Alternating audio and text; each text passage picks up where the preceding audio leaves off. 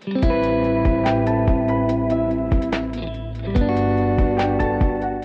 hey everyone, welcome back to the It's Time to Grow Up podcast. I'm your host, Jaslyn, and this is a podcast where I talk about everything that you might go through when navigating your 20s, as I am a 20-something-year-old myself. So, today's episode is going to be about how to find a hobby in your 20s. Now, when I graduated college, I did not realize how important finding a hobby was. It came to my mental well-being, my sanity, my overall clarity when it came to my life, and it didn't feel like I was going to have a mental breakdown every 5 seconds because all I thought about was work. A hobby is very, very important for all those things. So let me give you guys a little background of how my journey to finding a hobby came to be.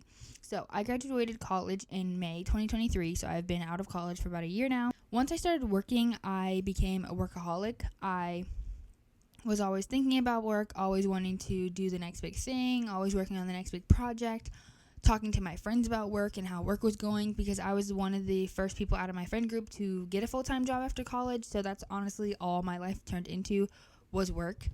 And let me tell you right now, if all your life is just what you do for work, please find something else to do with your time. I promise you that these jobs, these places that you work do not care. Once you leave, they do not care. So there's no need for you to try to dwell on what you can do better, XYZ. Honestly, obviously there is a point of like, yeah, you need to care about your job because that's how you get paid to do stuff. But that does not need to be your life 24/7. I promise you. And this all came to a head when one day I kind of had a mental breakdown. I honestly just thought I was boring. Like, I just thought that I didn't have anything, not saying I didn't have anything going for my life, but I just felt like I didn't really do a lot with my time. And if I think about that too much, I think that I'm wasting time. And that is just something that I don't want to do, is waste my time doing stuff that I don't care about or that doesn't matter in the long run. So I knew that I had to find a hobby. Now, there are some important reasons on why you should have hobbies, not just to fill your time, but honestly, they're good for stress relief. They can bring out your inner child. So I'm not trying to be all woo-woo on you, but I feel like things that you did as a child, you still want to do when you're 20, 30, 40 years old. You just don't know because you've been prompted or told as you grow up that your childhood is over. You can't do anything that you did as a child because you're an adult now, and you have to just leave all that stuff behind. It doesn't matter. You're 18 plus years old. You can't do anything that you were a child. Like, that's old. You can't do that. Doing these hobbies that you thought were interesting when you were 5, 6, 7, 8, however, teenager years old, is fun. It's fun to go back and see, like, dang, I liked doing this when I was a kid. I should try to do it again. Like, maybe I'll like it. And you usually end up liking it, in my experience. Also, you can develop new skills. I have tried a lot of new hobbies in this past year that I would never try in my lifetime because I didn't think I would be good at it. I'm a type of person where if I'm not good at something that I try one time, I'm never going to want to do it again. But I realized if I want to find hobbies, I have to keep trying until I get good. I can't just expect myself to be good at every little thing that I pick up because that is not possible. That is not how life works. So I had to realize that early on that, not everything I touch I'm going to be great at, and that's fine. That's honestly fine with me.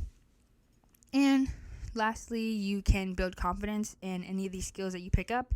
These skills could relate to your job if you want to, but these could also just be something fun that you like to do on the side. Honestly, that's what I do it for, is to just have fun and to be creative. I've always been a creative person, but I felt like once I graduated college, especially even in college, I felt like I kind of had to put my creative side away to kind of go forward in my schooling or my career because I quote unquote didn't have enough time to do stuff because I was so focused on school or the internship that I was in or the work that I was doing once I got my full-time job, when in reality we make time for the things that we want to do.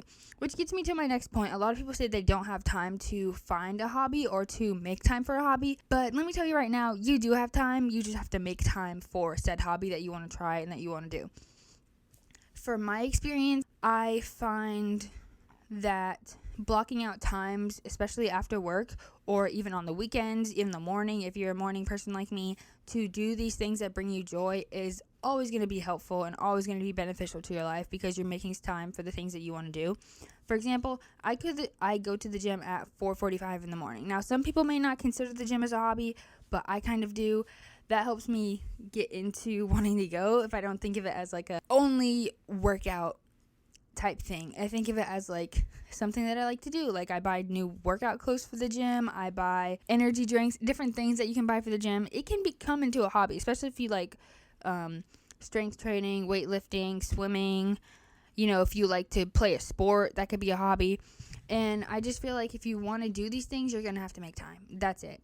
And there's a lot of things that you can cut out of your life or lessen in your life to make time for these newfound hobbies that you have. Like for me, I have deleted social media. I haven't had TikTok or anything on my phone for the past, I think, almost month. And that has saved me so much time. So I'm able to do the things that I like starting this podcast, starting to read more books, starting to go on walks after work, starting to go to the gym more consistently. Like all these things I've made time for by cutting out one thing that honestly wasn't adding that much to my life.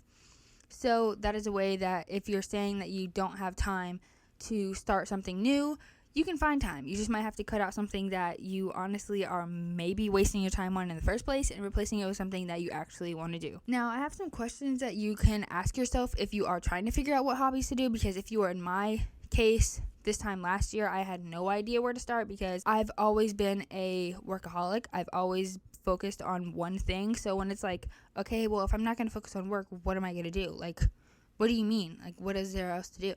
So one thing you can ask yourself is, what did you like to do as a child? Personally, I enjoyed making home videos. I remember my mom had this little point and shoot camera, and me and my best friend / neighbor would make videos, just running around making videos of random stuff. And I remember I posted my first YouTube video when I think I was like 10 or 11. And that is something that I really enjoyed doing. Now, when I was in college, I kind of took a break from making YouTube videos just because I was so focused on school. So once I graduated, I was like, okay, well, maybe I can try to make videos again. And I started to make weekly vlogs. I started to talk about my experience in college. And now, let me tell you, those videos didn't get any views, didn't get any brand sponsorships, didn't get any, advertisement or anything on those videos, but they were fun to make. And I think taking that pressure off of having to be so good at the hobby you try is very helpful, because it's like not everything you do is going to be great. And that's just how life is. Not everything you do is going to be great. But if you have fun during that process, during that experience, that is all that matters. And my camera's about to die, so I will be right back. So I decided that the rest of this podcast is going to have to be audio only just because my camera died and none of my batteries were charged. So the last thing I was talking about is questions to ask yourself if you are trying to find a hobby. So the first one was, what did you like to do as a child? The next one is going to be, what interests you? So what currently in your life are you interested in, but you are not sure if you could do? Just go ahead and try it. Like this podcast, for instance. I never thought in my life that I'd want to start a podcast, but I realized there are so many things that I want to talk about and that I want to research that don't fit in a specific niche. So if I just start a podcast and talk about whatever I want, then I can do whatever I want. So those are some questions you can ask yourself if you are trying to figure out what hobbies you want to do. I also have some ideas on here that I've personally, some of these I've tried, some of these I want to try, and that's just how this list came to be. So some ideas I have is reading. So I really got into reading in 2022 when book talk was really, really popular. I read a lot of the hyped books. I've read half of Agatar. I'm looking at my bookshelf right now. I've read Kennedy Ryan. I've read Riley Sager. I've read a lot of different books that I have enjoyed.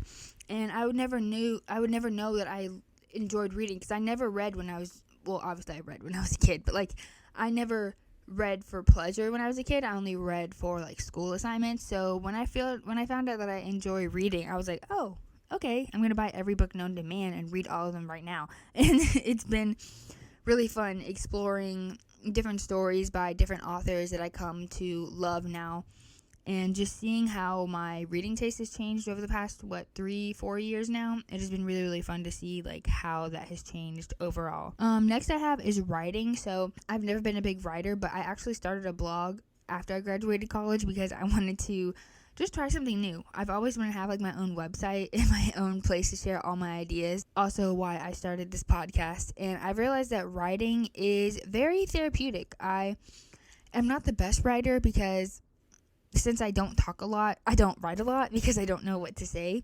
So it's like been really fun to see where my mind goes when I'm writing. I usually write about like personal development type stuff, but it's just been fun seeing what I write about, what comes to my mind when I am writing. Next thing, like I mentioned before, exercising / going to the gym. I've been going to the gym on and off for the past year now. I got my gym membership as soon as I started my full-time job to kind of make it as like an incentive to go like, hey, I got this new job. I'm going to start going to the gym. And that's been very, very nice to just kick off my day with working out and moving my body, because that is something for me first thing in the day before I go to work, before I start dealing with projects for someone else. I work on myself, which is going to the gym, which I have always loved working out. I did JROTC in high school, so I feel like working out has kind of become a part of my life. A part of my life automatically, just because I did that when I was in high school.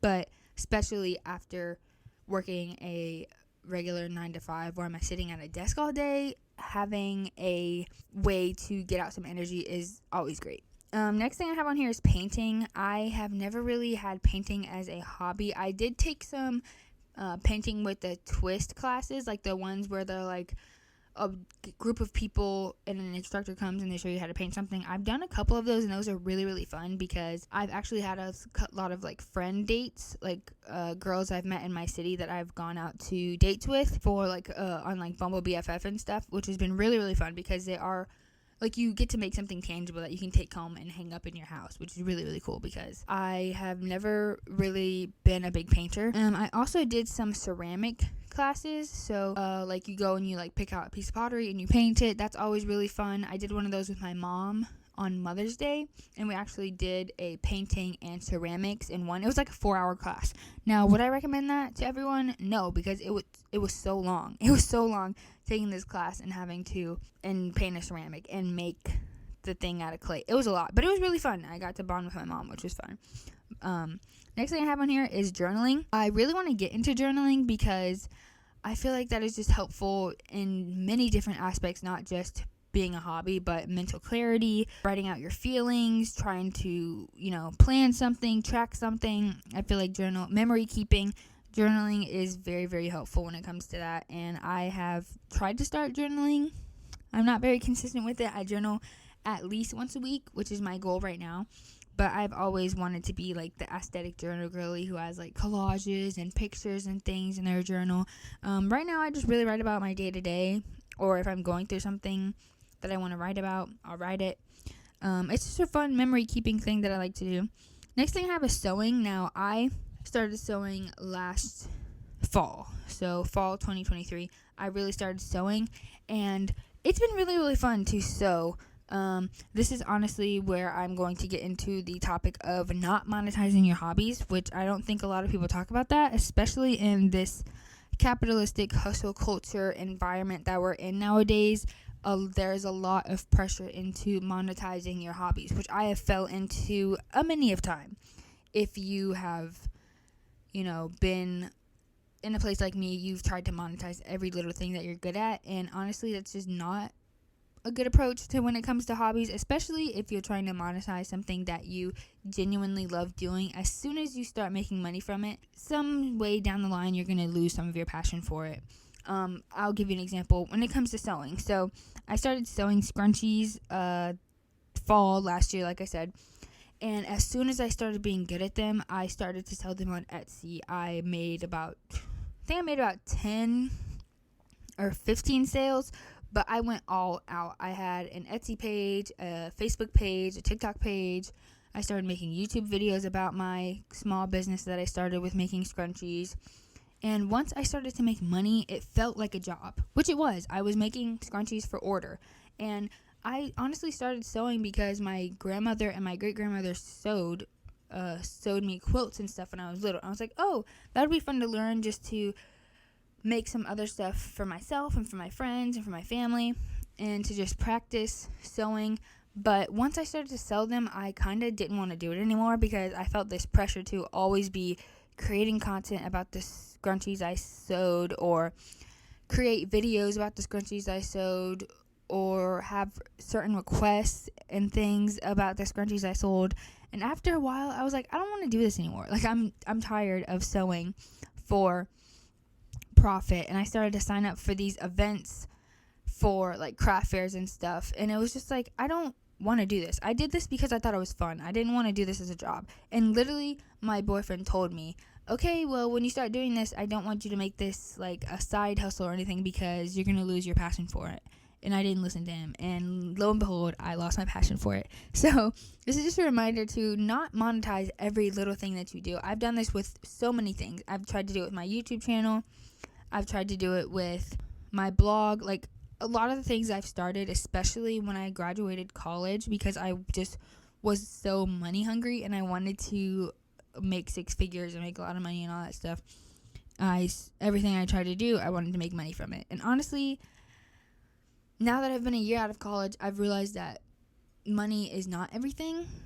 Even though capitalism and hustle culture will tell you that like every waking second of the day you should be trying to make as much money as you can, that is not sustainable.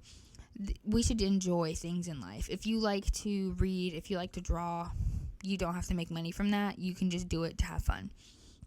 And that is where I'm going to end this podcast by talking about something that I started that I have absolutely loved, that I have not made a single dollar from, which was starting my book club.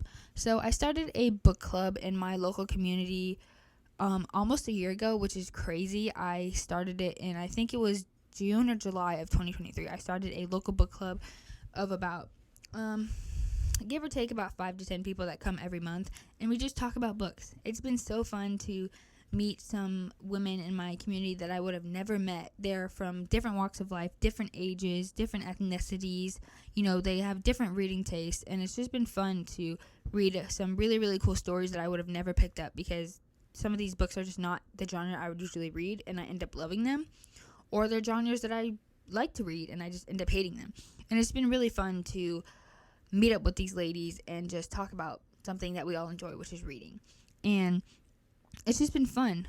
We just get together and talk every month, once a month, and it's been fun. And that kind of shows you that hobbies do not have to be all strenuous. Like, they don't have to be something you do 24/7. You want to do all the time, because I feel like that's another thing that people kind of get wrong about hobbies or just starting something new in general. You don't have to be in love with your hobby. You don't have to want to do it 24/7. And if it's just something that you do once or twice a month, that is cool. It's still a hobby. You don't have to do it every single day to consider a hobby or something that you really, really like to do.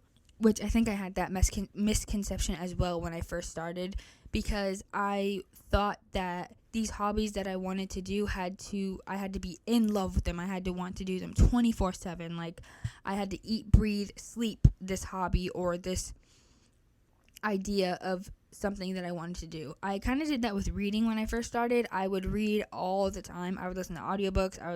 I would read ebooks and physical books and watch videos about authors and books that are coming out. And honestly, consuming that much content or that much of one thing, you're going to get burnt out. Even if you're not doing the hobby, watching so many videos and so many TikToks about it, it's just going to make you feel overwhelmed. Honestly, that's what happened to me. I just felt so overwhelmed with all this information and all this stuff about a hobby that I haven't even got into yet. Like, I don't know. It was just a lot. But anyway, that is honestly all that I have for this episode. I just wanted to come on here and talk about that because I feel like that is a big topic that people are talking about now, because people are realizing how boring life can be if you don't have anything besides work. So let me know if you have any hobbies that I didn't mention or any hobbies that you love doing. Leave them in the comments. I'm going to post a little Q&A, I think it's called, in the Spotify episode. So let me know down below what you think, and I will see you guys in my next video. This is a podcast. I will see you guys in my next episode. Goodbye.